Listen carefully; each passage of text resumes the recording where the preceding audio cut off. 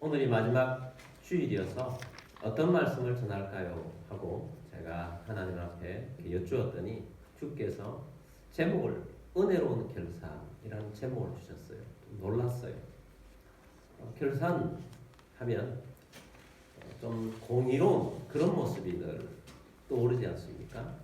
심판, 결산은 심판과 연결이 되는데 심판하면 좀 무섭다. 공의로 심판하신다. 이것이 늘 연상이 되었는데 은혜로운 결산이라는 제목을 주셔서 결산과 심판 부분을 다시 한번 제가 하나님 말씀에 있는 것을 묵상을 해보았습니다. 묵상을 해보니까 하나님의 심판에는 공의로 심판하시면서도 은혜로 심판을 받는 사람들이 있더라고요. 은혜로운 결산을 하는 사람들이 있더라고요. 그래서 하나님께서는 공의로 심판하지만 또 은혜로 심판하시고 또 우리를 그 심판 이전에 우리를 결산을 하시는데 결산을 하실 때 공의로 결산을 하시지만 또 은혜로 결산을 하시는구나. 두 가지가 있구나 하는 것을 깨닫게 되었어요. 우리가 창세기도 하면서 노아 홍수 시대를 보았습니다. 노아 홍수 시대에 하나님께서 죄가 많았기 때문에 공의로 심판하셨어요. 근데 하나님께서 노아에게 은혜를 베푸셔서 구원해 주셨어요. 노아의 구원은 보존의 은혜입니다. 인류를 보존해 주신 거죠. 또 우리가 지난주에는 소돔과 고모라의 멸망을 보았습니다. 하나님께서 소돔과 고모라의 죄가 너무 많아서 공의로 심판하셨어요. 근데 하나님께서 롯을 구원해 주셨어요. 롯을 구원해 주시는 건 진짜 은혜의 구원이에요. 하나님께서 아브라함을 생각하사 롯의 가정을 구원해 주셨던 것입니다. 오늘 우리들도 은혜 받을 수 없는 사람들이었지만 예수님으로 말미암아 우리에게 은혜로 구원해 주신 것입니다. 우리에게 무언가 좋은 것이 있어서 조건이 좋아서 하나님 앞에서 우리가 구원받을 수 있는 그런 사람들이 아니었습니다. 근데 우리 하나님께서 은혜를 베풀어 주셔서 우리가 구원받은 것입니다. 마지막 심판날 이 은혜를 받지 못하는 사람들이 있어요. 은혜를 받지 못했다는 것은 지은 죄대로 심판하는 거예요. 지은 죄대로 심판하는 것은 공의로 결산을 하는 것이고 공의로 심판하는 것이죠. 근데 지은 죄를 용서받은 사람들이 있습니다. 예수를 믿음으로 말미암아 죄 용서받은 사람은 은혜의 사람들이에요. 그래서 이 은혜의 사람들은 은혜의 심판을 받는데 은혜의 심판 전에 은혜의 결산을 하는 겁니다. 은혜로 결산하는 사람들은 하나님으로부터 구원을 받는 것입니다. 마지막 때는 항상 결산이 있잖아요. 종말의 결산이 있는데 우리가 올해도 마지막 주일을 맞이했고 우리가 2021년을 향하여서 우리는 또 걸어가고 있습니다.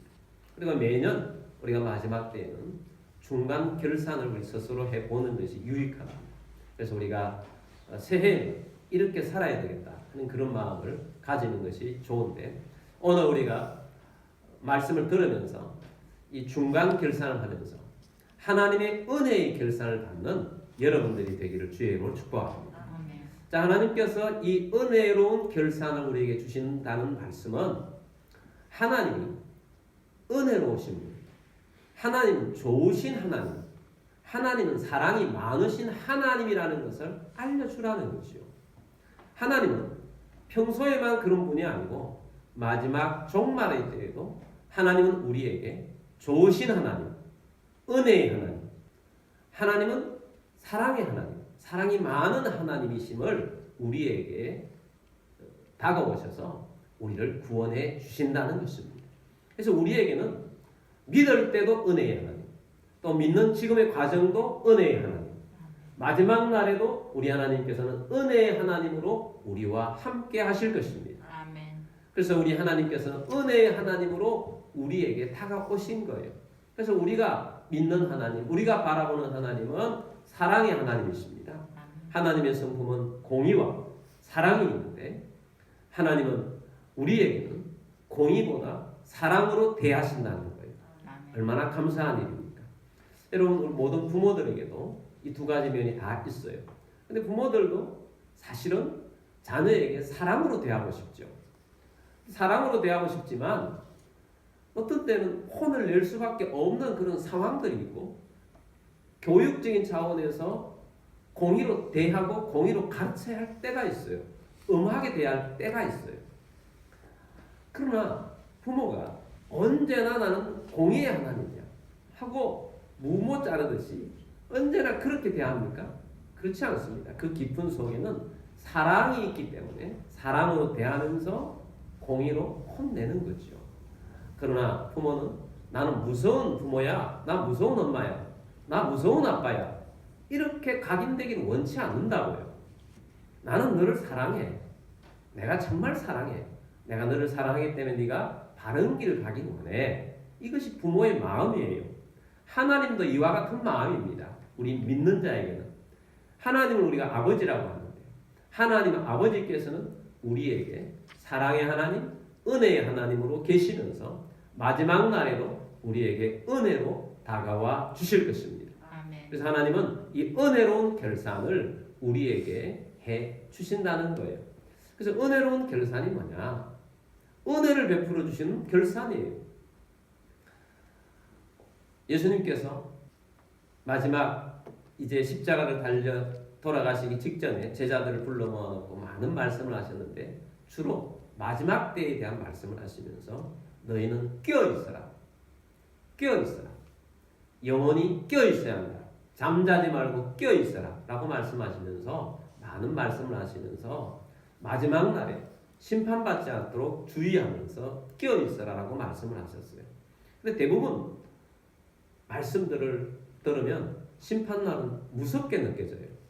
그리고 저도 심판에 대해서 늘 말씀할 때는 공의의 하나님의 근거를 해서 말씀을 드린 것 같아요. 그런데 하나님께서 오늘 은혜의 말씀을 주신다는 거예요. 얼마나 감사한 일이에요. 사실 원래 우리는 참 어려운 과정을 지나왔어요. 원래 우리에게 하나님께서 너 원래 어떤 열매를 맺고 살았니? 얼마나 많은 업적을 남기고 살았니? 이런 질문을 한다면 우리는 대답을 할 수가 없는 그런 지경입니다. 사실 원래 우리는 코로나로 인해서 정말 열심히 살긴 했는데 버티고 견디며 살았습니다. 이 표현이 맞을 거예요. 열심히 살긴 살았지만 버티고 견뎠잖아요.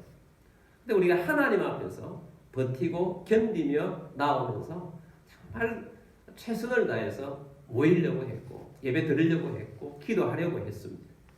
그렇지만 우리가 평소 때처럼 달란트 비율을 말한다면 너 얼마나 남겼니? 얼마나 많이 남겼니? 그런다면 나는 한 달란트 받은 사람처럼 숨겨놓고 그냥 있진 않았나? 그런 마음이 들지 않겠어요? 근데 하나님께서는 그게 아니야. 버티고 견디는 것만 해도 잘했어. 또 믿음으로 이겨나간 것만 해도 잘했어. 정말 예배에 최선을 다해서 예배하려고 한 것만 해도 잘했어. 내가 너에게 은혜를 주마. 내가 너에게 은혜로운 결산을 할 거야. 라고 말씀을 주시는 것입니다. 자, 예수님께서 이 말씀을 마지막 때의 말씀을 하시면서 마태복음 20장 1절에 16절까지 말씀은 포도원을 예를 들면서 포도원 주인이 포도원에 일하는 품꾼들과의 관계를 통해서 교훈을 주고 있습니다. 여기에 큰 은혜의 말씀이 있어요. 20장 1절 말씀을 보겠습니다. 천국은 마치 품꾼을 포도원에 들어보내려고 이른 아침에 나간 집주인과 같으니. 자, 천국은 이라고 말씀하고 있습니다. 천국에 대한 비유예요. 여러분, 천국은 우리가 죽어서 가는 나라도 천국이 있지만 이 세상에서 우리가 예수를 믿을 때부터 우리는 천국에 사는 것입니다. 하나님의 통치를 받으며 살면 하나님의 나라에 사는 것입니다. 그래서 이 하나님의 나라가 천국, 우리가 죽어서 가는 그 나라로 쭉 연결이 돼요. 그래서 이 하나님의 나라의 천국은 무엇과 같은가? 마치 품꾼을 얻어 포도원에 들여보내려고 이른 아침에 나간 집주인과 같으니. 포도원의 주인이 포도 열매를 따는 철이 되어서 따야 하는데 품꾼이 필요해서 노동시장에 간 집주인과 같다라고 말씀을 하는 것입니다. 자, 유대의 나라는 포도 농사를 많이 짓습니다. 포도가 지금도 유명하지요. 근데 이 포도 농사를 지으면서 이제 일할 때는 해 뜰 때부터 해질 때까지 일을 해요. 그래서 이 포도원 주인이 품꾼을 구하기 위해서 인력 시장에 아침 일찍 나갔습니다. 해 뜰 때 나갔다는 거죠. 아침 6시에 나가서 해질 때 저녁 6시까지 일을 합니다. 노동시장에 나갔더니 많은 품꾼들이, 노동자들이 대기를 하고 있습니다. 그래서 먼저 좀 괜찮은 일 잘하게 생긴 사람들을 모으지 않겠습니까? 그래서 그 사람들에게 제안을 합니다. 내가 우리 포도원에 가서 일하면 품삯을 주겠다. 그러면서 품삯 1데나리온을 주겠다고 합니다. 그 당시에 노동자 하루 품삯이 1데나리온이었습니다. 자, 우리로 한번 해보겠습니다. 우리는 요즘은 시급이 있잖아요. 시급 10,000원도 안 되죠. 넉넉하게 해서 시급 한 20,000원 준다고 하면 하루 12시간이면 한 240,000원 줄 테니까 일합시다. 그럼 기분 좋게 품꾼들이 가서 일을 하러 갔습니다. 그리고 3시간이 지나서 오전 9시에 다시 이 주인이 노동시장에 갔습니다. 인력시장에 가서 사람들에게 이야기합니다. 우리 포도원에 가서 일하면 내가 상당하게 주겠으니 같이 와서 일합시다. 그래서 그 사람들이 와서 또 포도원에 와서 일을 합니다. 그리고 정오에 또 나갔습니다. 그리고 또 사람들에게 내가 상당하게 줄 테니까 우리 포도원에 가서 일하시오. 그래서 또 데려와서 일했습니다. 그리고 오후 3시에 또 나와가지고 보니까 아직도 인력시장에 대기하고 있는 사람들이 있는 겁니다. 그 사람 중에 몇 사람을 뽑아서 내가 포도원에 와서 일하면 상당하게 줄 테니까 와서 일하시오. 그리고 오후 5시에 또 나갔습니다. 근데 그때까지 일자리를 못 구하는 사람들이 있는 겁니다. 그래서 어찌해서 아직까지 여기 있어 하고 물었더니 우리들을 불러주는 사람이 없어서 우리는 여기 있습니다. 그 사람들은 외수하고 일 못하게 생긴 사람들만 남은 거예요. 그래서 주인이 이야기합니다. 내가 짧은 시간이나 일할 수 있는 기회를 주겠어. 우리 포도원에 가서 일합시다. 그래서 오후 5시에 일꾼을 구했는데 금방 6시가 되었어요. 오는 시간까지 다 하면 1시간도 안 되는 시간을 일한 것입니다. 이제 해가 떨어지면서 일당을 줄 시간이 되었습니다. 이 포도원 주인이 자기의 모든 재정을 담당한 청지기에게 말을 합니다. 저 사람들에게 이제 일당을 주시오. 일당을 주되 늦게 온 사람들부터 해서 일당을 주시오. 그래서 늦게 온 사람, 오후 5시에 계약을 하고 들어온 사람은 1시간도 일하고 금방 오자마자 지금 끝난 거예요. 그 사람에게 돈을 지급을 하는데 24만 원을 주는 거예요. 그걸 보면서 먼저 온 사람들이 마음속에 막 계산이 막 되는 겁니다. 야, 저 사람 1시간도 일하지 않았는데 24만 원을 주다니. 야, 우리에게는 얼마나 줄까? 기대가 가득 찼는데 오후 3시에 온 사람, 3시간 일하는 사람도 24만 원. 12시에 온 사람, 6시간 일하는 사람도 24만 원. 9시간 일하는 사람도 24만 원. 12시간 일하는 사람도 24만 원. 똑같은 돈을 주니까 먼저 온 사람들이 열이 받는 거예요. 신경질이 나는 거예요. 입이 튀어나오는 것이 불만이 나오는 것이. 그러면서 주인에게 가서 따집니다. 이렇게 불공평한 일이 어디 있습니까? 우리는 아침부터 나와가지고 열심히 일을 해가지고 땡볕듯이 일했는데 저 1시간도 일하지 않은 사람과 똑같이 일당을 주는 것이 말이 됩니까? 이게 말이 된다고 생각합니까? 그렇게 따졌어요. 그랬더니 주인이 뭐라고 이야기를 하느냐. 13절 말씀 보겠습니다. 주인이 그 중에 한 사람에게 대답하여 이르되 친구여, 내가 내게 잘못한 것이 없노라. 네가 나와 한 데나리온의 약속을 하지 아니하였느냐. 내가 뭘 잘못했냐? 너 데려올 때 한 데나리온 준다고 약속하지 않았느냐? 나는 너에게 잘못한 거 없다. 내가 너 약속대로 해준 것이다. 14절 말씀 보겠습니다. 내 것이나 가지고 가라. 나중 온 이 사람에게 너와 같이 주는 것이 내 뜻이니라. 주인 마음대로죠.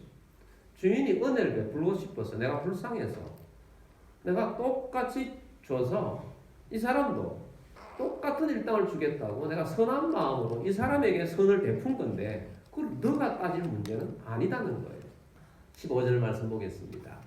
내 것을 가지고 내 뜻대로 할 것이 아니라 내가 선함으로 내가 악하게 보느냐. 내 것을 가지고 내 뜻대로 내가 선한 마음을 가지고 내가 은혜를 베풀었는데 그것을 네가 악하게 보느냐 하는 거예요. 무슨 이야기입니까? 사실 아침 일찍 나온 사람 외에 나머지 사람들에게는 모두 주인이 은혜로운 결산을 합니다. 은혜로운 결산. 은혜로운 결산을 해주어서 그냥 주인이 주고 싶은 대로 준 거예요. 그것이 은혜로운 결산이라는 거죠. 사실 그냥 빡빡하게 그대로 있는 그대로의 결산을 했다면 보통은 뭐 우리 사회가 지금 다 그렇죠. 1시간이라면 1시간 일당 한 시급으로 계산할 거예요. 근데 그 이외에 주는 것은 은혜로운 결산이라는 것입니다. 여러분 우리 하나님의 나라 천국을 말하는데 이것은 하나님께서 우리에게 은혜를 베풀어 주셔서 동일하게 주신 결산이 있어요. 그것이 구원입니다. 그것이 생명이에요. 천국 가는 것입니다. 여러분 어떤 사람은 예수를 믿자 말자부터 열정적으로 믿음을 따르는 사람들이 있어요. 근데 어떤 사람은 정말 믿음이 성장하지 않고 겨우겨우 따라가는 사람이 있어요. 근데 구원에 있어서는 너는 구원이 반만 구원받고 너는 지옥 한 반 경험하고 너 구원해. 너 구원 이만큼 이렇게 해. 이런 것이 아니다는 거예요. 똑같이 구원의 은혜를 주시는 거예요. 아멘. 목사에게는 구원의 티켓을 2장 주고 여러분들에게는 구원의 티켓을 1장 주고 그런 것도 아니라는 거예요. 구원은 똑같다는 거예요. 아멘. 어떤 사람은 예수 믿기 전에 죄를 엄청나게 많지는 모든 사람의 지탄을 받는 그런 살인자 같은 사람이 구원을 받았어요. 자, 그런 사람에게는 검은색 구원 티켓 주고 죄를 조금 짓고 구원받은 사람에게는 금장색이 된 구원의 티켓을 주고 그런 것도 아니라는 거예요. 믿는 자에게는 모든 사람들에게 동일하게 구원의 은혜를 주신다는 거예요. 아멘. 그래서 오늘 우리들이 하나님께서 우리들이 부족함에도 불구하고 구원이란 은혜를 동일하게 주셨다는 거예요. 아멘. 동일하게 주님께서 은혜로운 결산을 하셨기 때문에 우리에게 구원이 있는 거지. 그냥 우리의 행위대로 우리의 삶대로 했다면 우리가 구원이 없다는 것입니다. 물론 칭찬과 상급은 다른 문제예요. 그렇기 때문에 달란트 비유가 있는 것입니다. 칭찬과 상급은 다른 문제이지만 구원의 은혜는 동일하게 우리에게 주어졌다는 것입니다. 아멘. 하나님께서 우리 모두에게 구원을 주시고 은혜를 베풀어 주셔서 우리의 삶 가운데 하나님의 은혜 속에 살 수 있도록 해 주신 것이 얼마나 감사한 일입니까? 그러므로 여러분 이 하나님의 은혜, 이 놀라운 은혜가 우리에게 있으시네 감사하는 여러분들이 되기를 주의 이름으로 축복합니다. 아멘. 하나님이 이 은혜를 주시기 위해서 하나님은 얼마나 큰 사랑을 주셨어요. 그래서 보통 사랑이 아니에요. 그래서 성경에서 하나님의 이 사랑을 그 큰 사랑이라고 표현하죠. 큰 사랑. 큰 사랑. 그 큰 사랑은 하나님이 이 땅에 피조 세계로 들어오셨어요. 우리가 성탄절날 말씀을 들었듯이 마구간에서 탄생하셨어요. 하늘 보자.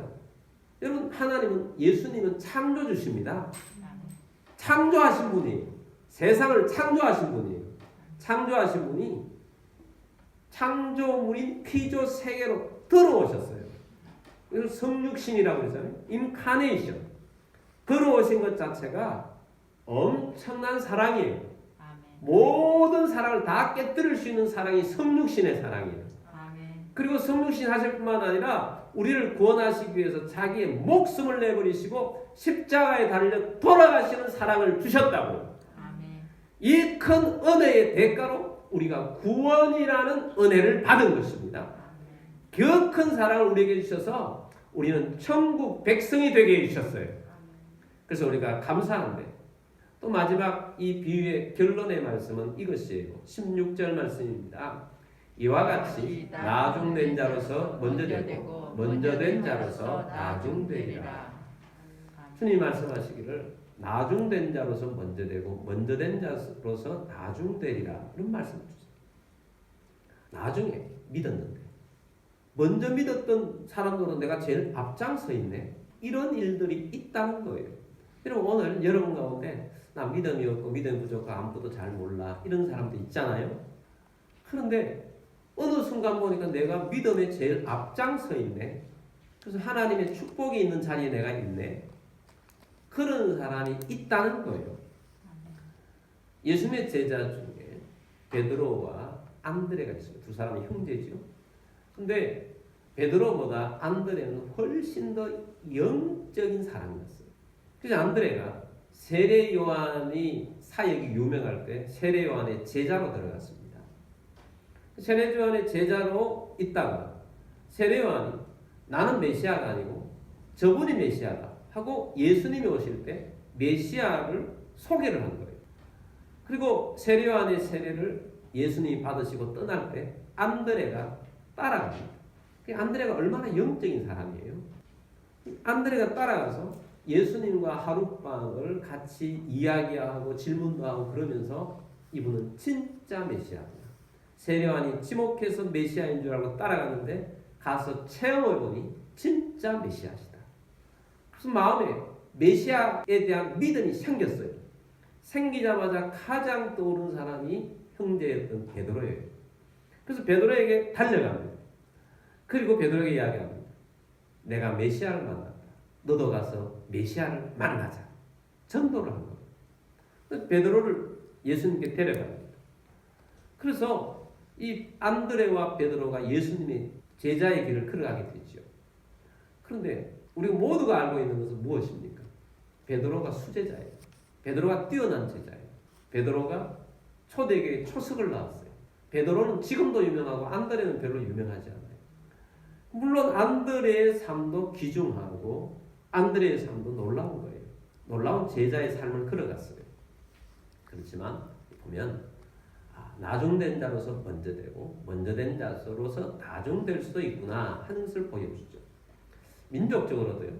유대인은 먼저 되었고 우리 이방인들은 나중된 자예요.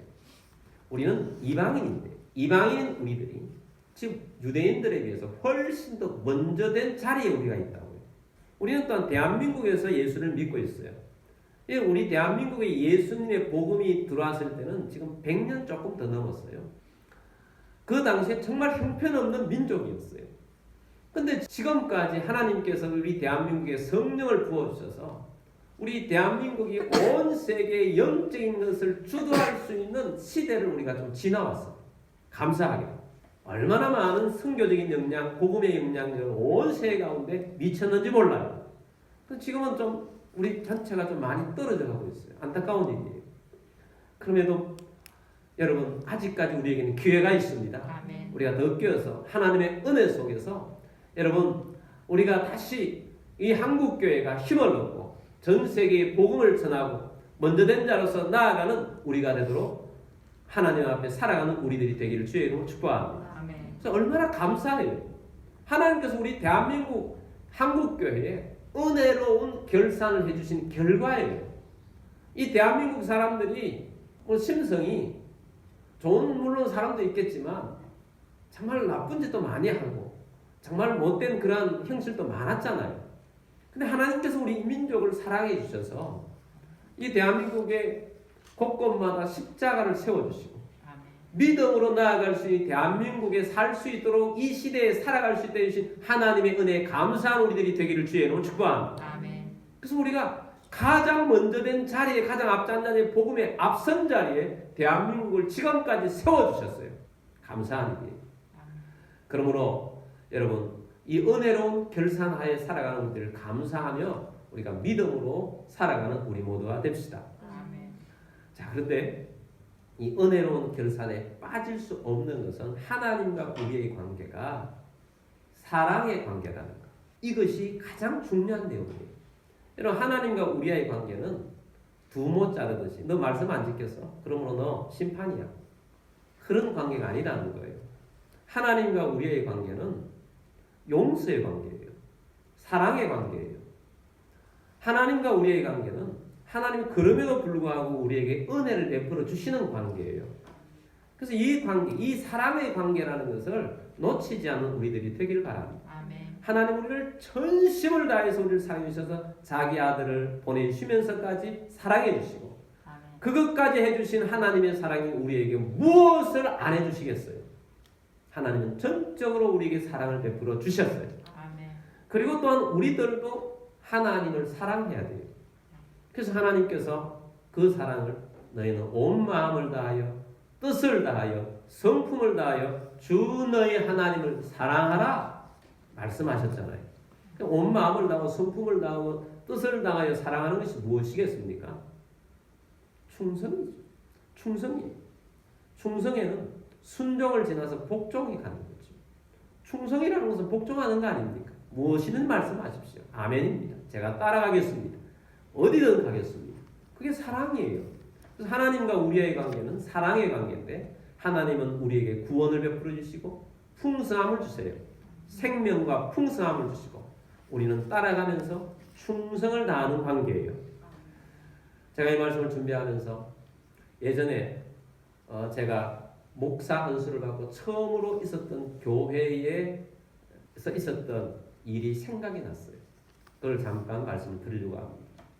그때 저는 그 교회 목사님이 어떤 분인지 모르고 그 교회에 목사 안수를 받자마자 그 교회에 부목사로 들어갔죠. 제가 부목사 중에 막내로 들어간 것입니다. 들어가 보니까 다른 부목사님들이 되게 우리 목사님 진짜 무섭다는데요. 무서웠던 이야기들을 많이 해줘요. 어떤 목사님은 우리 담임 목사님은 군대 장군이라고 해요. 장군. 그 표현이 딱 맞아요. 진짜 장군같이 목회를 하세요. 호랑이 목사님이라고 불러요. 우리 부교육자들이 목사님과 전도사님이 매일마다 아침마다 교육자 회의를 하는데 좀 잘못한 게 보이면 넘어가는 법이 없어요. 목사님은 그냥 스타일이 바로 지적하시고 바로 혼내세요. 바로 지적하고 바로 혼내니까 교육자 회의가 혼나고 끝나는 경우가 너무 많아요. 그러니까 이제 두려워, 무섭죠. 그래서 무섭다, 우리 목사님 무섭다 이야기를 해요. 근데 제가 보니까 목사님에게 잘못이 없어요. 전부 우리 부목사나 전도사님들이 잘 못해갖고 꾸중들은 거예요. 그리고 목사님 자신도 정말 자기 관리에 철저하시고 제가 2년 동안 그 목사를 모시면서 한 번도 흐트러진 모습을 본 적이 없어요. 정말 머리카락 하나도 흐트러지지 않아요. 철저하세요. 자기 관리에 철저하시고 또 이렇게 보면 이렇게 혼낼 때도 보면 너희들이 이렇게 해서 성도들이 어떻게 되겠냐는 거예요. 성도를 사랑하는 열정이 넘치는 거예요. 그리고 우리가 후배 목사들인데 너희들이 지금 이렇게 시원찮게 해서 목회를 어떻게 하겠냐는 그 안타까운 마음으로 혼내시는 거예요.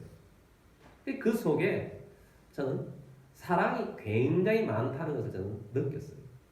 근데 감사하게도 제가 2년 동안 있으면서 저는 한 번도 혼나지 않았어요. 너무 신기한 일이에요. 늘 혼나는 이 다반사인데 한 번도 혼나지 않았어요. 제가 너무너무 잘해서 혼나지 않았다기보다 목사님이 저를 너무 사랑해 주셔서 혼나지 않았어요.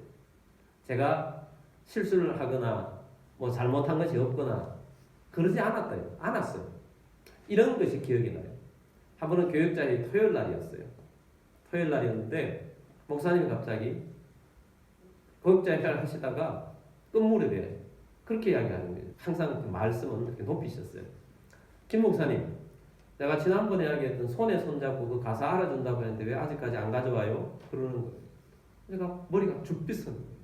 까먹은 거예요. 2주 전에 교육자의 회의를 하면서 혹시 손에 손잡고 그 가사 알아볼 사람이 없나? 김 목사님이 좋겠군. 김 목사 노래도 많이 하니까 그 가사 좀 알아볼 수 없나요? 그래서 제가 알아서 드리겠습니다. 해놓고 까먹은 거예요. 그런데 토요일 날 그 일이 있으니까 이제 교육자 분위기가 싸해진 거죠.